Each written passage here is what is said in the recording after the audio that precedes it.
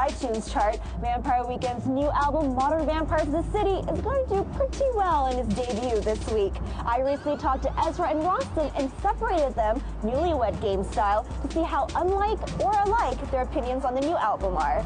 Babylon don't love you, but you love everything. For this album, you had the biggest break in between albums. Why was it essential for you guys to have that amount of time off just to have a personal life? There's the mental health aspect of taking a little bit of time off. We spent a few months apart, but then we sort of slowly started coming together a few times a week. So it didn't feel like we had all that much time off, to be honest. Did you wish you took a vacation? I took some vacations before we started working on it, but then I was so crazy that I was like, go somewhere, and then I'd think, oh, maybe should I stay an extra week? And be like, can't do it. I went to India. That was one thing that I did that was important. Were you able to do that trip without thinking, I need to make another album, oh shit? Yes. Yeah, definitely. I didn't know how to act.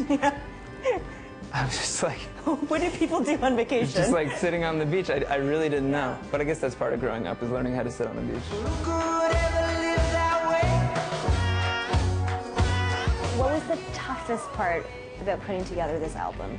On this album, I think we needed to learn how to write songs, which sounds crazy given that we're a real band who's put out 2 albums. Occasionally we just hit a dry spell for a few weeks, which is kind of scary if your job is supposed to be knowing how to write songs. No, that's not really true, because that's only one side of the story. There are other times where we wrote songs more quickly than we ever had before, and those are some of the best songs we've ever written, and they were easy to write. Even when we're just like working on a mix of a song, they play it back, and we don't like the way it sounds. People like feel it physically. We're just like, nobody can just be like, okay, well, let's try some different approaches.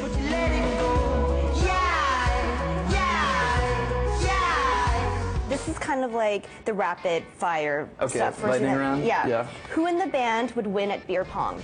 CT is the band athlete. I choose Bayo. Who in the band would you let date your sister if you had one? I do have a sister, and I wouldn't let anybody in the band date her. Bayo.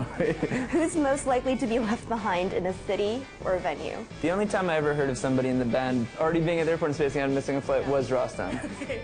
Ezra. Well, yeah, once, but that wasn't, yeah, that was because I was driving there late. Who would have the license plate trouble? Can I choose myself? I'm gonna say Bayo for that one. Really? Because Bayo, I feel like, you know, he'd probably be driving like a nice station wagon. So people are like, oh, look at this guy, he's a dad or something, but then he puts in trouble. It's just like, you know, watch out for me. I'm a bad boy. I want this album to be enjoyed. Universally beloved.